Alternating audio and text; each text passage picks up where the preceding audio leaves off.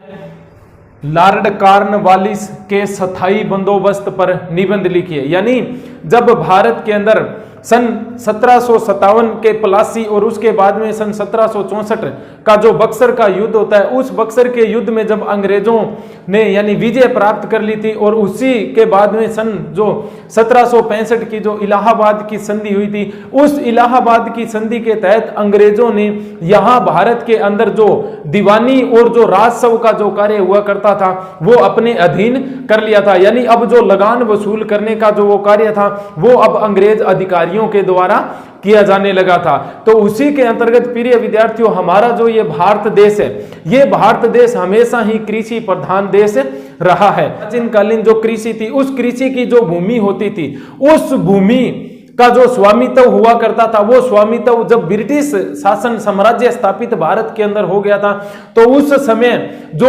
लगान वसूल करने की जो प्रथाएं थी अंग्रेज अधिकारियों द्वारा, वो अपने दीवानी जो अधिकार थे या जो राजस्व वसूल करने के जो कार्य थे वो अंग्रेजों ने पूर्ण रूप से अपने हाथ में ले लिए थे। तथा उसी के माध्यम से चाहे भारत के अंदर यहाँ अकाल की परिस्थिति हो, चाहे कैसी भी परिस्थिति हो, चाहे सूखा पड़ा हो, लेकिन फिर भी अंग्रेजों द्वारा यहाँ के जो जनता थी उन जनता पर अमानवीय अत्याचारों के माध्यम से अनेक प्रकार के अत्याचार किए थे। तथा जब भूमि के ऊपर अनाज नहीं उत्पादन होता था तो भी जो अंग्रेजों द्वारा जो लगान निर्धारित किया गया था, उन लगान जब कृषक या साहूकारों द्वारा जब वो जमीन लगान नहीं वसूल नहीं दिया जाता था, यानी अंग्रेजी सरकार को या ब्रिटिश कंपनी को, तब वो उनकी जो किसान था उसकी भूमि को हड़प लेते थे। तो उसी के प्रकार यानी जैसे ही अनेक अधिनियमों, चार्टर एक्टों द्वारा यहाँ के जो कृषक थे उस कृषकों के ऊपर अनेक प्रकार की जो लगान थी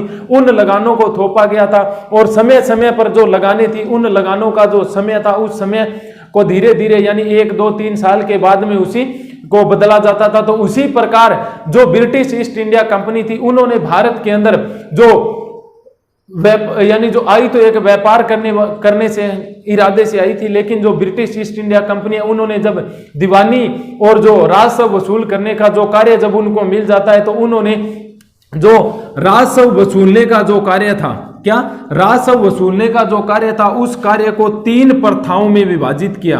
कितनी प्रथाओं में? 3 प्रथाओं में विभाजित किया।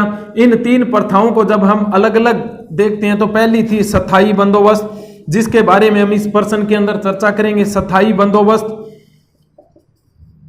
दूसरी जो महत्वपूर्ण प्रणाली थी वो थी रेयतवाड़ी, दूसरी महत्वपूर्ण प्रणाली रेयतवाड़ी। और जो तीसरी महत्वपूर्ण प्रणाली थी वो थी महालवाड़ी बंदोबस्त, यानी महालवाड़ी बंदोबस्त। इन 3 प्रक्रियाओं के माध्यम से अंग्रेजों ने अब भारत के अंदर जो लगान वसूलने की जो प्रक्रिया थी, जो समय समय पर बदल दी जाती थी, यानी अब लगान इतना लिया जाएगा, अब समय के अनुसार लगान इतना लिया जाएगा, उन सब को बदलते हुए भारत के अंदर जो गवर्नर जनरल आए उनके द्वारा जब लॉर्ड क्लाइव का यहाँ शासन काल था तो उन्होंने जो लगान वसूल करने की जो प्रक्रिया थी उस प्रक्रिया को किस प्रणाली पर दे दिया था? ठेका प्रणाली पर। यानी जो अब जो लगान वसूल करने का कार्य है वो किस पर दिया जाने लगा था?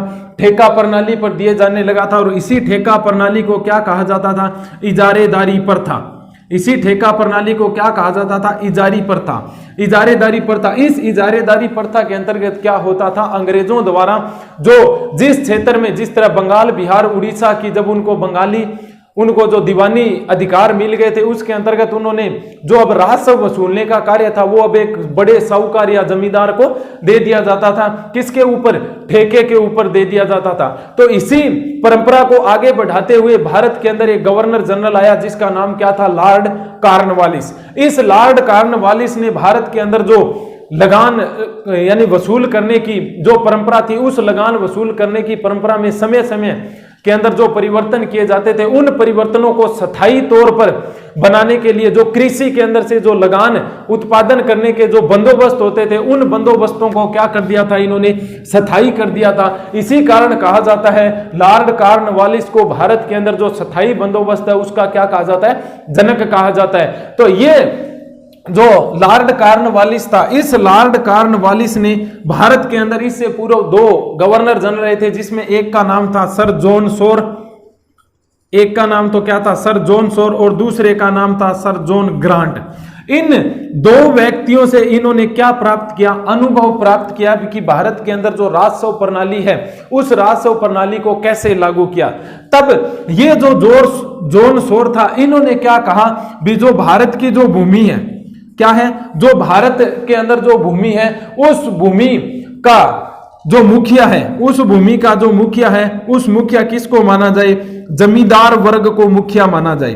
किस वर्ग को, जमींदार वर्ग को मुखिया माना जाए। और उसी प्रकार जो भारत की भूमि थी उस भूमि अलग अलग भागों में विभाजित थी। कुछ भूमि का मालिक कौन था, किसान हुआ करता था। कुछ भूमि का मालिक किसान व कुछ का कौन हुआ करते थे, मालिक जमींदार हुआ करते थे। इन सब का विश्वास जीतने के लिए लॉर्ड कॉर्नवालिस ने अपनी एक कैसे योजना बनाई। उस योजना के अंतर्गत उन्होंने ये जो सर जॉन शोर और जो ग्रांट थे, इन दोनों के साथ में विचार विमर्श किया भी भारत के अंदर हम एक नई प्रणाली लागू कर रहे हैं राजस्व वसूलने की, उसके ऊपर आपकी क्या राय है, क्या विचार है। तब इस जॉन शोर ने कहा था भी जो भारत की जो कृषि है या भारत के जो कृषि प्रधान क्षेत्र है उसका जो स्वामित्व है वो स्वामित्व किसके हाथ में दिया जाए, जमींदारों के हाथ में दिया जाए। इसी प्रकार कॉर्नवालिस भी ये चाहता था भी भारत के अंदर जो ब्रिटिश ईस्ट इंडिया कंपनी काम कर रही है उस ब्रिटिश ईस्ट इंडिया कंपनी के अधीन एक ऐसे वर्ग का निर्माण किया जाए जिसको आधार मानकर भारत के अंदर जो उनका साम्राज्य जो है, क्या भारत के अंदर जो उनका साम्राज्य है उस साम्राज्य की नींव को क्या किया जा सके, मजबूत किया जा सके। किसकी नींव को, भारत के अंदर जो अंग्रेजों की जो नींव है उस नींव को मजबूत किया जाए और जो कृषि का जो आधार है, उद्योग धंधों का जो आधार है उनको क्या किया जाए, सुदृढ़ किया जाए। इसी व्यवस्था के अंतर्गत उन्होंने 10 फरवरी सन 1790 को, इस लॉर्ड कॉर्नवालिस ने 10 फरवरी 1790 को, क्या 10 फरवरी सन 1790 को जो अलग अलग समय पर यानी जो 5 साल के लिए जो निर्धारण किए जाते थे या 3 वर्ष के लिए, उन सब का क्या हुआ, यानी जो झंझट हुआ करता था उसको खत्म करते हुए एक 10 वर्षीय, क्या 10 वर्षीय जो कर का निर्धारण किया गया, यानी 10 वर्षीय कर का निर्धारण किया किसने, लॉर्ड कॉर्नवालिस ने। कब, 10 फरवरी 1790 को इसने एक अध्यादेश तैयार करवाया और उस अध्यादेश के अंतर्गत यह कहा गया भी भारत के अंदर अब जो कृषि या जो लगान वसूल करने की जो परंपरा है उस परंपरा को क्या कर रहे हैं, हम स्थायी कर रहे हैं। तो ये बात उन्होंने कही तो कब, 10 फरवरी 1790 को, लेकिन ये ब्रिटिश सरकार द्वारा जब घोषणा कर दी गई थी तब इस लॉर्ड कॉर्नवालिस ने 29 मार्च सन 1793 को, क्या 29 मार्च सन 1793 को एक नई प्रणाली की घोषणा की और यही नई प्रणाली क्या कहलाई, स्थायी बंदोबस्त कहलाई गई। क्या कहलाई गई, स्थायी बंदोबस्त कहलाई गई। इस स्थायी बंदोबस्त के अंतर्गत ये रखा गया था भी अब जो किसान है उसकी किसान को सिर्फ लगान देना पड़ेगा, उसकी भूमि का स्वामी वो स्वयं रखा जाएगा और जो लगान नहीं देने पर उसकी पूरी भूमि को हड़प कर न करके और उसकी भूमि का कुछ अंश हड़प लिया जाता है। तो ये जो परंपरा थी, यही परंपरा प्रिय विद्यार्थियों लॉर्ड कॉर्नवालिस के शासनकाल की क्या कहलाई थी, स्थायी बंदोबस्त कहलाई थी। उस स्थायी बंदोबस्त के अंतर्गत कौन कौन से ऐसे प्रावधान रखे गए थे, तो प्रिय विद्यार्थियों अब चर्चा करते हैं उन प्रावधानों पर। तो प्रिय विद्यार्थियों जो पहला प्रावधान था वो क्या रखा गया था, जमींदार को भूमि का वास्तविक स्वामी माना गया। यानी जो भूमि हुआ करती थी उस भूमि के अंदर जो वास्तविक स्वामी उस समय अंग्रेज अधिकारी खुद को मानते थे। क्यों, क्योंकि उनको लगान वसूलना था, लगान नहीं वसूलते थे वो उसके यानी जो जमीन थी उस जमीन को बेच देते थे। लेकिन अब जब प्रमुख लॉर्ड कॉर्नवालिस द्वारा जब स्थायी बंदोबस्त लागू कर दिया गया कब, 1793 के अंदर, तब क्या रखा गया था, पहला प्रावधान भी जो जमींदार है, कृषि का जो जिस जमींदार की कृषि है उस कृषि का वास्तविक स्वामी किसको माना गया है, जमींदार को बना दिया गया है। दूसरा प्रावधान क्या रखा गया था, जमींदारों से लिया जाने वाला कर सदैव के लिए निर्धारित कर दिया गया। यानी अब जो जमींदारों से मान लीजिए भी 1/3 दो भाग कर लिया जाएगा। यानी मान लीजिए भी 1/2 भाग का जो कर था वो लिया जाता था, अब वो कर हमेशा के लिए क्या लिया जाएगा, उतना ही लिया जाएगा, न तो उसमें कमी की जाएगी और न उसमें वृद्धि की जाएगी। सदैव के लिए क्या कर दिया गया, निर्धारित कर लिया गया। तीसरा क्या है, निर्धारित लगान में कभी भी वृद्धि नहीं की जाएगी। यानी जो निर्धारित लगान कर दिया गया उस लगान के अंदर न तो 10 वर्षों से आने वाले समय के लिए न तो कमी की जाएगी और न ही वृद्धि की जाएगी। उसी प्रकार जो चौथा प्रावधान रखा गया वो क्या था, जमींदार अपने हक का लगान देता रहेगा तब तक उसकी भूमि छीनी नहीं जाएगी। यानी चौथा प्रावधान क्या रखा गया, भी जो जमींदार भूमि का वास्तविक मालिक बना दिया गया, जब तक वो ब्रिटिश ईस्ट इंडिया कंपनी के अधिकारियों को लगान देता रहेगा तब तक क्या है, उसकी भूमि नहीं छीनी जाएगी। अगर किसी कारणवश जमींदार ने लगान जमा नहीं कराया तो उसकी भूमि का एक भाग अंग्रेज छीन करके उसको बेच सकते हैं। यह प्रावधान रखा गया था। पांचवा जो प्रावधान है, जमींदार के समस्त न्यायिक अधिकार छीन लिए गए थे। यानी अब देखो न्यायिक अधिकार कौन से थे, पहले जो दीवानी और जो राजस्व का वसूल करने का जो कार्य था वो किन को दिया गया था, जमींदारों को ही दिया गया था। किन के द्वारा, अंग्रेज अधिकारियों द्वारा। लेकिन जब ये जमींदार अकाल या जो बाढ़ग्रस्त या कह सके सूखे के, जब सूखे से ग्रस्त किसान होते थे तब भी ये अत्याचार करके क्या प्राप्त करते थे, लगान। इस कारण इनके जो न्यायिक अधिकार थे उन न्यायिक अधिकारों को समाप्त कर दिया गया। किसके अंतर्गत का, यानी कार्नवालिस का जो स्थायी बंदोबस्त था उसके अंतर्गत। फिर जो छठा प्रावधान रखा गया उसमें क्या है, जमींदार व उनकी रेत के बीच संबंधों में जमींदारों को स्वतंत्रता दी गई। यानी एक तो जमींदार और उनकी रेत, रेत का मतलब होती है भूमि, या जो भूमि पर कृषि करने वाले जो किसान होते हैं उनके बीच में जो संबंध होंगे उन संबंधों के अंदर स्वतंत्रताएं किसको दी गई थी, जमींदारों को स्वतंत्र रखा गया था। फिर इसी के अंतर्गत जो सातवां प्रावधान रखा गया था वो क्या, जमींदार भूमि का मालिक होने के नाते भूमि को बेच या खरीद सकता है। किसान नहीं, किसान या कृषि करने वाला नहीं बेच या खरीद सकता, लेकिन कौन बेच सकता है, जमींदार के पास में अब इतने अधिकार आ गए हैं कि वो अपनी जिस भूमि का वो स्वामी है उस भूमि का स्वामी होने के नाते वो उस भूमि को बेच या खरीद सकता है। चर्चा करते हैं जो लॉर्ड कॉर्नवालिस का जो स्थायी बंदोबस्त था उस स्थायी बंदोबस्त के अंतर्गत कौन कौन सी महत्वपूर्ण विशेषताएं रखी गई थी या उसकी महत्वपूर्ण विशेषताएं कौन कौन सी थी। तो प्रिय विद्यार्थियों, जो पहली विशेषता उसमें क्या कहा गया था, 1793 में निर्धारित भू राजस्व की दर में कभी भी परिवर्तन नहीं किया जाएगा तथा सरकार की मांग स्थायी तौर पर यही रहेगी। तो पहली जो विशेषता है उसके अंतर्गत क्या कहा गया था, जो 1793 के अंदर जब लॉर्ड कॉर्नवालिस द्वारा जो स्थायी बंदोबस्त स्थापित कर दिया गया था भारत के अंदर, तो उसके अंतर्गत जो भू राजस्व यानी जो लगान वसूल करने की जो दर होगी अंग्रेजों की वो क्या है, उस दर के अंदर कभी भी क्या नहीं किया जाएगा, परिवर्तन नहीं किया जाएगा। तथा साथ ही साथ जो सरकार की मांग है यानी जो सरकार की जो लगान वसूलने की जो मांग थी उस मांग को स्थायी तौर पर यही रखा जाएगा। भी आपको अगर मान लीजिए भी 1/2 कर का निर्धारण किया गया तो उस 1/2 का जो कर है उस कर के अंदर न तो परिवर्तन किया जाएगा और हमेशा के लिए यही 1/2 का कर क्या है, निर्धारित किया जाएगा। उसके बाद में प्रिय विद्यार्थियों, जो दूसरी महत्वपूर्ण विशेषता है वो क्या है, भूमि की उपज से संबंधित 3 पक्ष थे। यानी जो भूमि की उपज थी, जिस तरह भूमि की 3 श्रेणियां हुआ करती थी, उच्च, निम्न, उच्च, मध्यम और निम्न, उस श्रेणियों के अंदर भी क्या है उसी प्रकार उन्होंने जो ब्रिटिश सरकार थी उन्होंने अपने जो पक्ष थे उन पक्षों को 3 भागों में विभाजित कर दिया था। उन पक्षों के अंदर जो उच्च श्रेणी की भूमि थी उसके मालिक कौन थे, सरकार हुआ करती थी यानी ब्रिटिश ईस्ट इंडिया कंपनी। दूसरी जो थोड़ी सी इससे कमजोर भूमि जमींदार, तथा तीसरी जो भूमि थी वो किसके अधीन में थी, कृषक के। और प्राचीन काल के बाद हम इस समय की जब बात करते हैं तो भारत की जो कृषि थी वो पूर्ण रूप से किस पर आश्रित थी, यानी वर्षा पर आश्रित थी या प्रकृति पर आश्रित थी। तो ये जो भूमि से संबंधित जो 3 पक्ष रखे गए थे, इसके अंदर जो ब्रिटिश ईस्ट इंडिया कंपनी थी इन्होंने या लॉर्ड कॉर्नवालिस ने जमींदारों को तो अनेक प्रकार के लाभ दिए गए थे या सहयोग किया गया था किसका, जमींदारों का, लेकिन कृषकों की इसमें बिल्कुल क्या की गई थी, उत्पेक्षा की गई थी। किसकी, कृषकों को बिल्कुल इसके अंदर कोई लाभ प्राप्त नहीं किया गया था।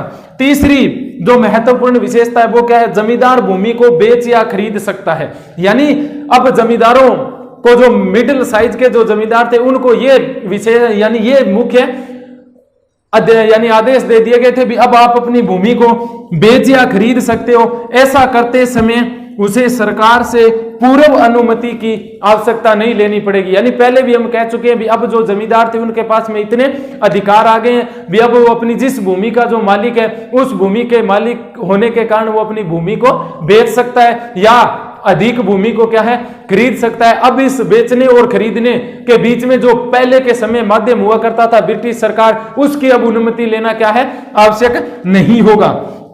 फिर जो लॉर्ड कॉर्नवालिस की चौथी महत्वपूर्ण विशेषता क्या है, कॉर्नवालिस ने स्थायी बंदोबस्त करके जमींदारों की सहानुभूति प्राप्त कर ली जो अंग्रेजों के अन्य राजभगत बन गए थे। अब देखो प्रिय विद्यार्थियों, यहां जो लॉर्ड कॉर्नवालिस ने यहां सबसे ज्यादा किसको प्रोत्साहन दिया है, जमींदार वर्ग को। यानी जो जमींदार थे, जो लोगों को ऋण दिया करते थे, उसके पास में कृषि का भूखंड ज्यादा हुआ करता था, उनको सबसे ज्यादा क्या सहयोग दिया किसने, लॉर्ड कॉर्नवालिस ने।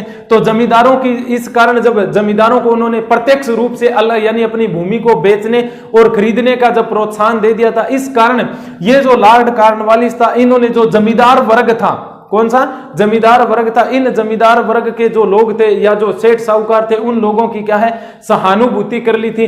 तथा इस सहानुभूति के कारण जो तीसरा जो पक्ष था कृषक किसान, उसकी यहां बिल्कुल उपेक्षा की गई थी, उसको कोई प्रोत्साहन नहीं दिया गया। तथा उसके बाद में अब जब जमींदारों को इतने लाभ दे दिए गए अंग्रेजों द्वारा, तब वो अंग्रेजों के क्या बन गए थे, अन्य राजभगत बन गए थे। तो गुण क्या है, राज्य की आय में वृद्धि। अब देखो प्रिय विद्यार्थियों, आज राज्य की आय में कैसे अधिक वृद्धि हुई, क्यों, क्योंकि प्राचीन जो समय था, यानी जब भारत के अंदर अंग्रेज आए थे, उस समय जब 1764 का जो बक्सर का युद्ध उन्होंने जीत लिया था, उसके बाद में जो 1765 की जो इलाहाबाद की संधि हुई थी, उस इलाहाबाद की संधि के बाद में जो दीवानी और जो राजस्व वसूलने का जो कार्य था वो किसको प्राप्त हो गया था, अंग्रेजों को। कब, सन 1765 के अंदर। कब, सन 1765 से इस दीवानी और राजस्व वसूलने के बाद में इन्होंने क्या किया, ठेका प्रणाली या इजारेदारी प्रथा को अपनाया। इस कारण जो यानी ये अपना जो कर थे वो किसी सेठ या साहूकार से पहले ही ले लेते थे, लेकिन जो सेठ या साहूकार था वो क्या करता था, जनता के ऊपर अमानवीय अत्याचार करता था। किसके लिए, कर वसूलने के लिए। तो कर वसूलने के लिए जब 1765 के बाद में जैसे जैसे समय निकलता गया और सन 1793 का जो लॉर्ड कॉर्नवालिस का स्थायी बंदोबस्त किया गया था, उस स्थायी बंदोबस्त के अंतर्गत जो करों का जो निर्धारण कर दिया गया था वो क्या कर दिया गया था, स्थायी कर दिया गया था। भूमि का वास्तविक मालिक अब किसको, जमींदार को मान लिया गया था। अब जब जो 1765 के अंदर जो राज्य की या जो अंग्रेजी सरकार की जो आय थी, उस आय के अंदर वृद्धि हुई किस स्थायी के किस व्यवस्था के अंतर्गत, स्थायी बंदोबस्त के अंतर्गत। तो दूसरा महत्वपूर्ण गुण था वो क्या है, बार बार लगान निर्धारित करने से मुक्ति। अब देखो ये स्थायी बंदोबस्त से पहले जो लगान की व्यवस्थाएं होती थी वो 1 साल 2 साल या 3 साल के बाद में क्या है, अलग अलग समय के लिए अलग अलग रूप में निर्धारित की जाती थी। क्यों, क्योंकि जब भारत के अंदर जो सूखाग्रस्त क्षेत्र था या कई बार अकाल पड़ जाते थे, उस समय यहाँ के राजा महाराजा थे तो क्या करते थे, यानी यहाँ की जनता से लगान को कम या ज्यादा कर सकते थे। लेकिन अंग्रेजों को ऐसा पता नहीं था, उनको एक ही मकसद था, भारत के अंदर से धन को लूटना। तो अब जब लॉर्ड कॉर्नवालिस द्वारा जो स्थायी बंदोबस्त का प्रावधान भारत के अंदर लागू कर दिया गया, तब इन्होंने यानी इसके अंदर जो दूसरा महत्वपूर्ण गुण था भी, अब एक समय के लिए जो बार बार जो लगान निर्धारित किया जाता था अंग्रेज अधिकारियों द्वारा, उस अंग्रेज अधिकारियों द्वारा जो बार बार लगान निर्धारित करने के अंदर समय और खर्च अधिक लगता था, और जो प्रक्रियाएं होती थी उनको भी क्या है सुचारू रूप से चलाने के लिए समय अधिक लगता था। तो इस कॉर्नवालिस का जो स्थायी बंदोबस्त था, इसके अंतर्गत जो बार बार लगान निर्धारित करने की जो प्रक्रिया थी, उस प्रक्रिया से क्या मिल गई थी, मुक्ति मिल गई थी। तीसरा जो महत्वपूर्ण गुण है वो है कंपनी की वार्षिक आय निश्चित होना। अब देखो जब अंग्रेज अधिकारियों द्वारा स्थायी बंदोबस्त लागू कर दिया गया, जमींदारों को अनेक प्रकार के अधिकार दे दिए गए, इस कारण उनकी जो कंपनी की जो वार्षिक आय थी भी, अब न तो किसी किसान की भूमि को हड़पा जाएगा, न उसको बेचा जाएगा, सिर्फ अंग्रेज क्या निर्धारित किया जाएगा, उनसे लगान या कर का ग्रहण किया जाएगा। इस कारण जो कंपनी थी, उस कंपनी की जो वार्षिक आय थी, उस वार्षिक आय को अब क्या कर दिया गया था, निश्चित कर दिया गया था भी हाँ, अब हमको सिर्फ लगान क्या है, जितना मिलेगा उतना ही लगान हमको क्या है वसूल करना पड़ेगा। किन से? भारतीय जनता या जो भारत के जो किसान थे या भारत के अंदर जो जमींदार थे। चौथा महत्वपूर्ण गुण है वो क्या है?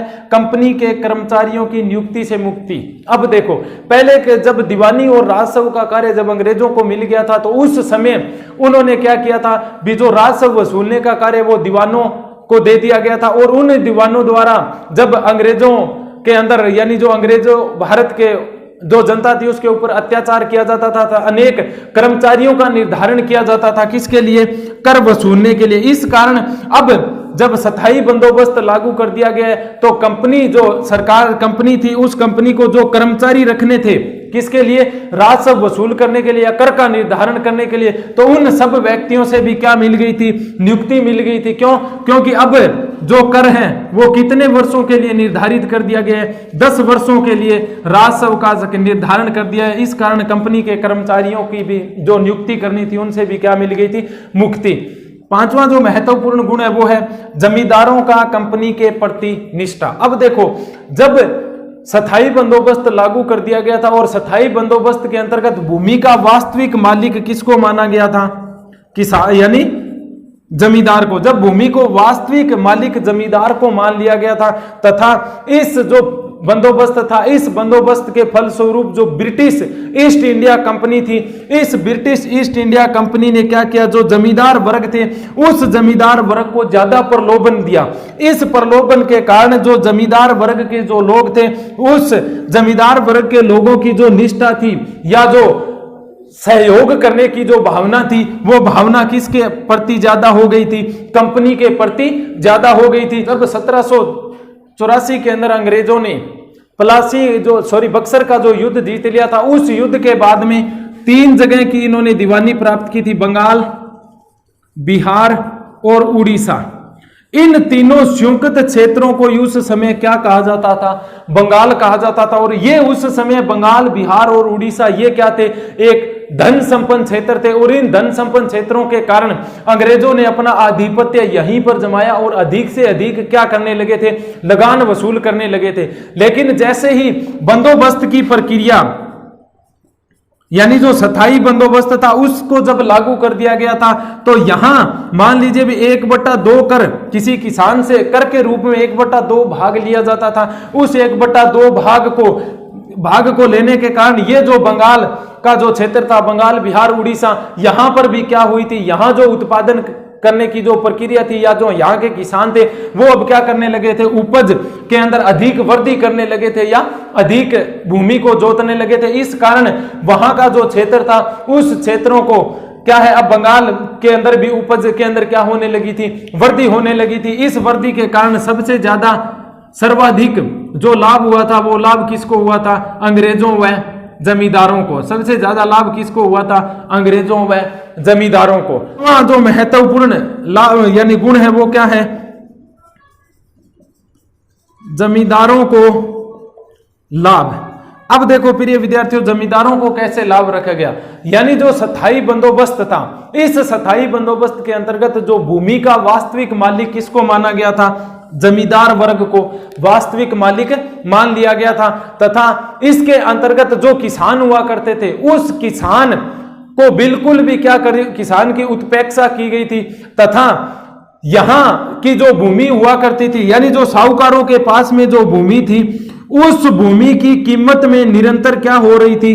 वृद्धि हो रही थी। अंग्रेजों द्वारा जो लगान निर्धारित किया गया था वो अब क्या था? निश्चित था। तो लगान तो निश्चित हो गया था 10 वर्षों के लिए, लेकिन जमींदारों की जो भूमि थी उस भूमि की कीमत क्या हो गई थी? समय के अनुसार बढ़ने लगी थी। इस कारण सर्वाधिक जो लाभ मिला वो किसको मिला था? जमींदारों को मिला था।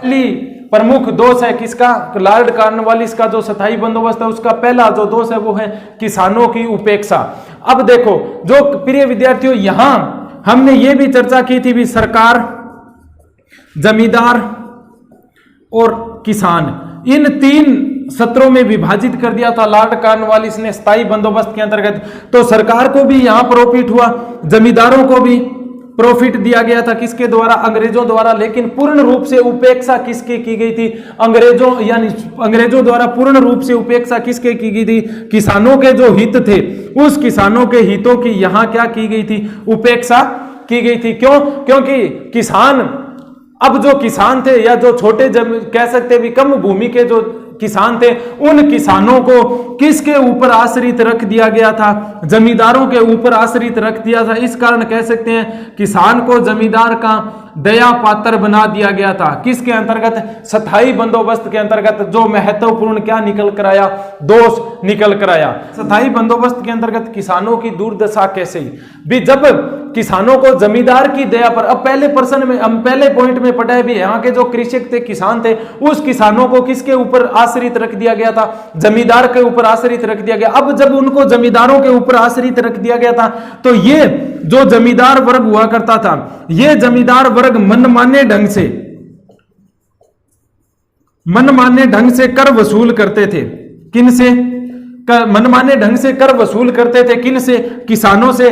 कई बार ऐसा होता था, कृषि यानी जो वर्षा पर आश्रित थी, वर्षा न होने के कारण क्या है, इन किसानों का जो उत्पादन होता था वो उत्पादन बहुत ही कम होता था और अपने खाने पीने की जो अनाज था उसके भी लाले पड़ जाते थे। लेकिन फिर भी ये जो जमींदार वर्ग थे, ये इनके ऊपर कर लगाते थे और उस कर का जबरदस्ती से क्या किया जाता था? वसूल किया जाता था। इस कारण जो किसान थे, उस किसानों की जो हालात थी वो क्या हो गई थी? और भी बिगड़ गई थी।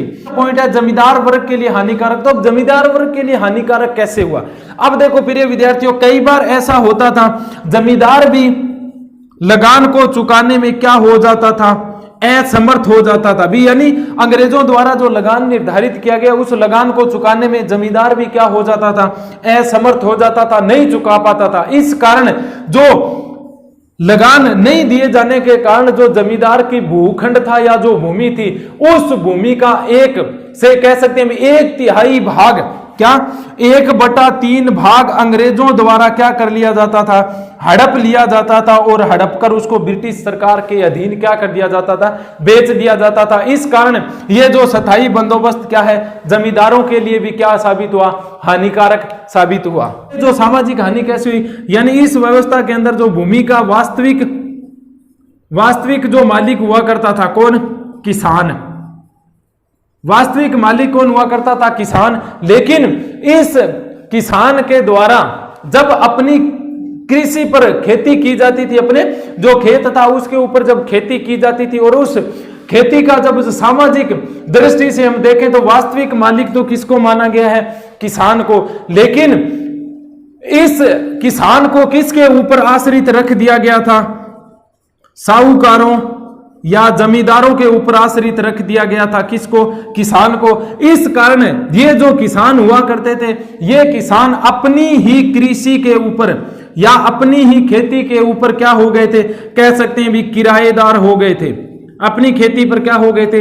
किराएदार हो गए थे। क्यों? करता तो किसान खेती था, किसान से कौन वसूल करता था? कर जमींदार, और जमींदार से कौन वसूल करती थी? कि यानी सरकार। इस कारण हम कह सकते हैं भी जो लॉर्ड कॉर्नवालिस का जो स्थायी बंदोबस्त था, इस स्थायी बंदोबस्त ने सामाजिक जो समाज के अंदर जो एक वर्ग रहता था, उस वर्ग को भी क्या पहुंचाई थी? हानि पहुंचाई थी। पांचवें महत्वपूर्ण दोष है वो क्या है? राज्य के भावी हितों की उपेक्षा। अब देखो भावी हितों की उपेक्षा क्यों की गई? क्योंकि अब देखो यहां जो लगान निर्धारित किया गया था, किस बंदोबस्त के तहत? स्थायी बंदोबस्त के अंदर लगान को क्या कर दिया गया था? निश्चित कर दिया गया था। इस कारण आगे आने वाले समय तक भी ये लगान क्या रहेगा? निश्चित ही रहेगा। इस कारण जो लॉर्ड कॉर्नवालिस के बाद में जितने भी गवर्नर जनरल आए, उनके द्वारा भी जो लगान था वो क्या ही लिया जाता था? निश्चित ही लिया जाता था। तथा इस कारण जो जमींदार वर्ग के लोग थे, उन जमींदार वर्ग के लोगों की आय में तो वृद्धि हुई, लेकिन किसके यानी जो किसान थे, उस किसानों के हित के अंदर इसके अंदर कोई भी प्रावधान नहीं रखा गया था। इस कारण यहां जमींदार वर्ग को तो लाभ मिला, लेकिन किसानों की उपेक्षा की गई। क्या की गई? किसानों की उपेक्षा की गई। और जो सरकार थी क्या? और जो सरकार ब्रिटिश ईस्ट इंडिया सरकार थी, उस सरकार की जो यहां पर आय थी, उस आय में क्या नहीं हो रही थी, वृद्धि नहीं हो रही थी। इस वृद्धि न होने के कारण जो भावी राज्य की यहां वो कल्पना करना चाहते थे, उन भावी राज्य के हितों की भी क्या हो गई थी, उपेक्षा हो गई थी। कॉर्नवालिस का जो स्थायी बंदोबस्त था, उस स्थायी बंदोबस्त के अनेक जो विद्वान है या इतिहासकार हैं, उन इतिहासकारों ने बहुत ही कटु आलोचना की है किसकी, स्थायी बंदोबस्त की। तो उन जो आलोचक थे, उन आलोचकों में महत्वपूर्ण जो दो आलोचक थे उनके बारे में हम पढ़ते हैं। पहला आलोचक था टी.आर. होम्स। ये टी.आर. होम्स क्या कहता है किसके बारे में, जो लॉर्ड कॉर्नवालिस का स्थायी बंदोबस्त था, इसमें इसने क्या कहा है, स्थायी बंदोबस्त एक भयंकर भूल थी। किसकी, लॉर्ड कॉर्नवालिस की, या जो ब्रिटिश सरकार थी उसकी एक भयंकर भूल थी, जिसके अंदर छोटे जो किसान थे, उस छोटे किसानों को कोई भी लाभ नहीं मिला था। एक तो ये बताता है भी भूल थी, दूसरा क्या कह रहा है भी छोटे किसानों को इसके अंदर क्या है, कोई लाभ नहीं मिला, तथा यहां जो लाभ मिला किसको, जमींदार वर्ग को जो लाभ मिला, लेकिन जमींदार वर्ग भी क्या है, बार बार जो लगान निर्धारित नहीं, बार बार जो लगान था उस लगान को चुकाने में क्या रहे थे, असमर्थ रहे थे। इस कारण उन जमींदारों ने क्या किया, लगान न चुकाने के कारण जो भूमि थी वो मजबूरन किसको बेचनी पड़ी थी, सरकार के हाथों को बेचनी पड़ी थी। ये आलोचना कौन कर रहा है, टी.आर. होम्स। उसी प्रकार दूसरा जो आलोचक है वो कौन है, सेंटनर। सेंटनर आलोचना क्या करता है, स्थायी बंदोबस्त जमींदारों के हितों की कुछ पूर्ति की। यानी ये क्या कहता है भी जो स्थायी बंदोबस्त है, इन्होंने जमींदारों के तो हित की तो कुछ पूर्ति की थी, लेकिन जो किसान थे उस किसानों के हितों को इस स्थायी बंदोबस्त के अंदर स्थगित कर दिया गया था। किसान के लिए इस प्रावधान के अंदर कोई भी ऐसी सुविधाएं नहीं दी गई थी जो क्या है, किसान जिसका पालन कर सके, और इस जो किसानों के हित थे उनको स्थगित कर दिए गए, तथा राज्य के जो हित थे इस स्थायी बंदोबस्त के अंदर, जो राज्य के आय के जो स्रोत थे या राज्य के पास में जितनी भी जो उत्पादन करने के जो साधन थे, उन राज्य के आय के जो हित थे, उन हितों को स्थायी तौर पर बलि दे दी गई थी। किसके, तीसरा जो इतिहासकार है जो आलोचना कर रहा है वो क्या है, होलम्स। और होलम्स ये क्या कहता है, स्थायी बंदोबस्त एक निराशा पूर्ण भूल थी। ये स्थायी बंदोबस्त की जो प्रक्रिया थी ये क्या थी, एक भारतीय जनता या किसानों के लिए एक निराशापूर्ण भूल थी। किसकी, लॉर्ड कॉर्नवालिस की। तो प्रिय विद्यार्थियों, ये था आज का हमारा प्रश्न, यानी स्थायी बंदोबस्त क्या था, स्थायी बंदोबस्त के प्रमुख विशेषताएं कौन सी थी, क्या प्रावधान रखे गए थे, गुण दोष थे, तथा किन किन्होंने इसकी आलोचना की थी। इसी प्रश्न के साथ में धन्यवाद।